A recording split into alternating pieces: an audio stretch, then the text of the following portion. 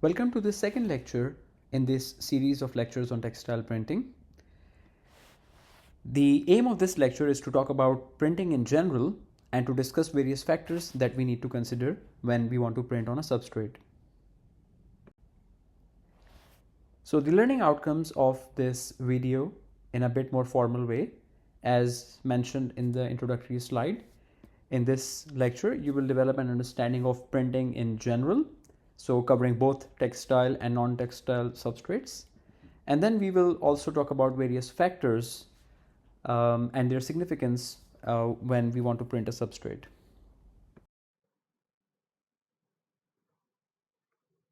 So let's start with printing in general.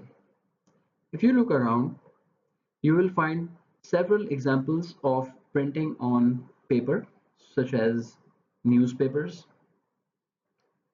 magazines, currency notes, food packaging, and so on. Similarly, there are several examples of printing on plastics, such as printing on a pack of crisps. It could be some high-end printing process like printing of a solar cell on a sheet of plastic. And yes, more and more countries are now printing currency notes on plastic as well. Then there are several examples of printing on metals. This includes, of course, the well-known soft drink cans, tin cans for biscuits or tea, etc. Printing on glass is also very common, whether it is on a glass bottle for perfumes or any other cosmetic products, or it's in the form of decorative printed glass. And then, of course, we have printing on textile fabrics. Printing on textile fabrics can be done manually, or it can be done using machines of various levels of mechanization and automation. So looking at these examples, we can see that there can be a number of factors that we need to consider when we are printing on any substrate, including textiles. And of course, the first thing to consider is the substrate itself. And this is because substrate characteristics directly determine our choices that we make for the printing process and how we control it. We have to consider the speed of printing. In certain applications, we cannot afford to print the substrate at lower speeds. There are examples that we will talk about for each of these, but here in this slide, I'm just going to cover the basic factors. And then, of course, as for anything and everything, it is the cost of printing that needs to be considered. Sometimes we can afford to print a substrate in such a way that we incur high cost, only if we are able to achieve a high level of quality, and even if that is required. But in some applications, we need to keep the cost of printing to a bare minimum. We are also interested in color brilliancy, of course. So again, in some applications, we can get away with low color brilliancy, or it might not even be required at all. But in other applications, we probably have no choice but to ensure that we achieve high color brilliancy. The resolution of the print, which in other words is the print quality itself, sometimes defined as dots per inch, is again one of the factors that we need to consider, and it's related to multiple other factors such as the color brilliancy, cost of printing, and speed of printing as well. We also have to take into account the properties of the final print, more specifically the fastness properties, or retention as we call it. So based on all these factors, the printing equipment and the printing ink are designed and selected. Now let's individually discuss these factors in detail.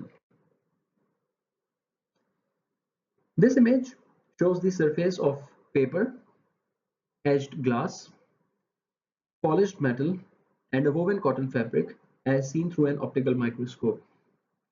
Now, even without the help of magnified images such as these, I'm sure most of you can quickly appreciate how significantly different these materials are from one another.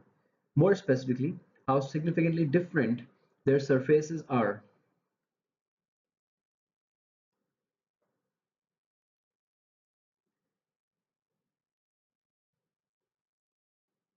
So you can compare these substrates on the basis of their surface roughness,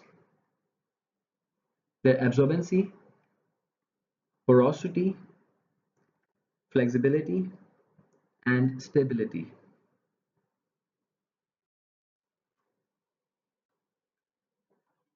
Let's talk about the printing speed now.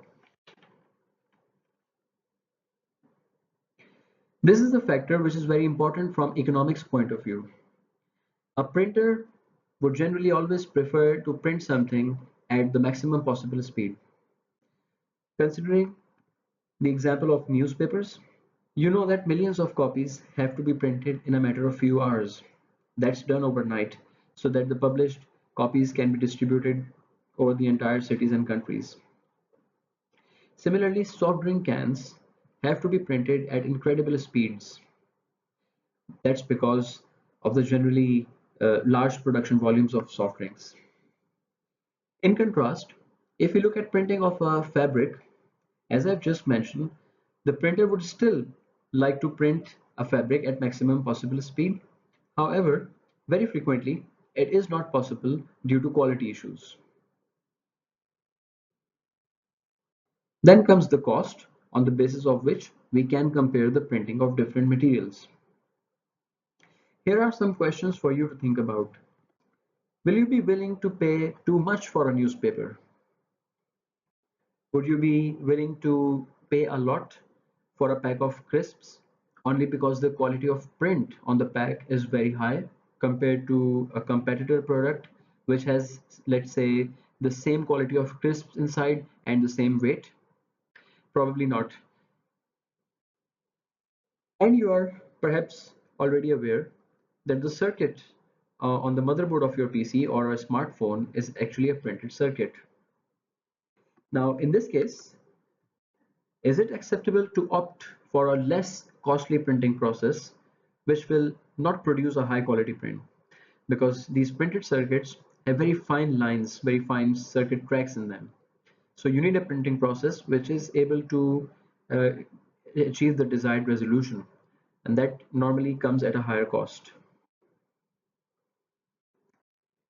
Let's discuss about color brilliancy now. You must have noticed that even very low cost, low quality confectionery items are packed in brilliantly colored packaging. Do you think this would be possible if printing of plastic packaging is a costly process? Well, actually, it's a very low cost process, yet it gives very bright colors. On the other hand, if you consider the example of a printed solar cell, then is it the functionality, the working of the solar cell that is more important, or the brilliancy of its colors? Would you mind if a solar cell appears to be black or brown or any other color? Or would you be interested in knowing that how effective it is in converting sunlight into electrical energy?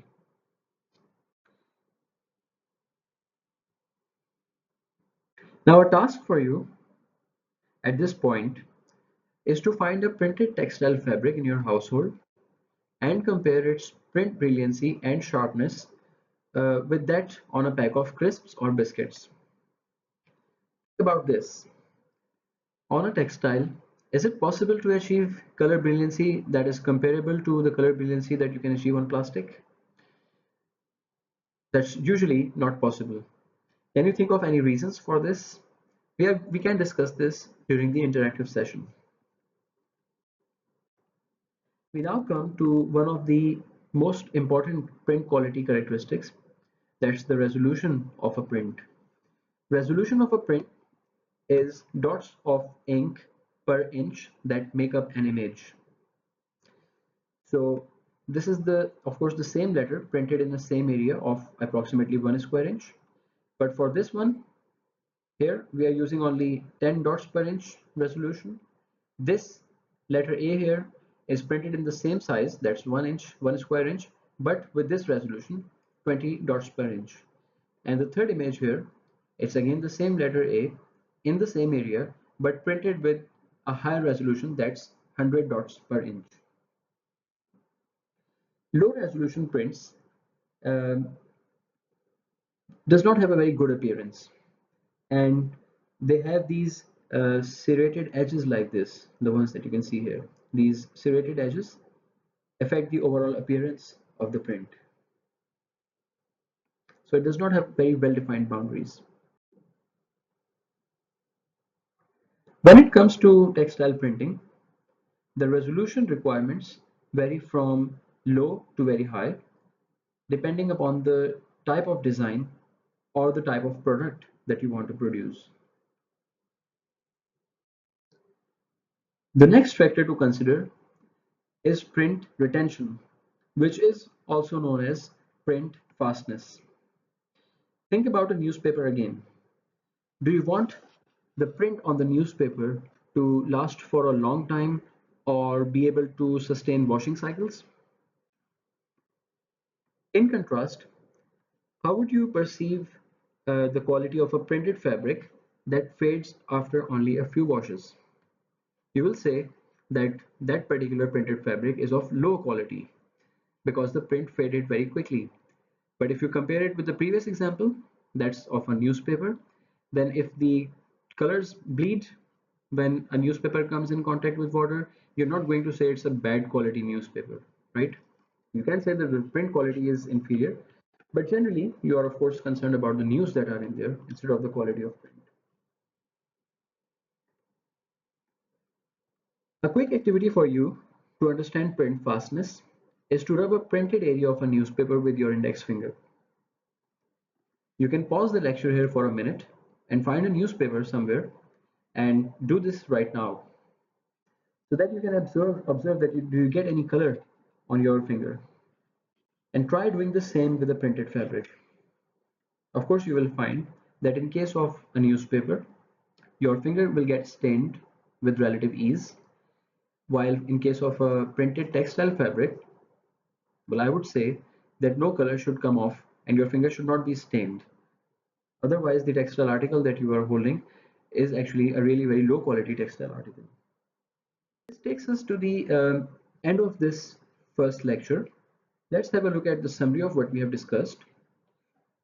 Printing is the application of one or more colorants on a specific area of a substrate to create a pattern or a design. Printing can be done on several different materials like paper, glass, metal, or fabric. Because these materials have remarkably different properties, so the printing process for each of these has to be designed and optimized accordingly. When we are printing a substrate, we need to consider some key factors, which include the substrate characteristics, the cost of printing, the required color brilliancy, the desired sharpness, and the fastness of the print. Thank you for your attention. See you in the next lecture.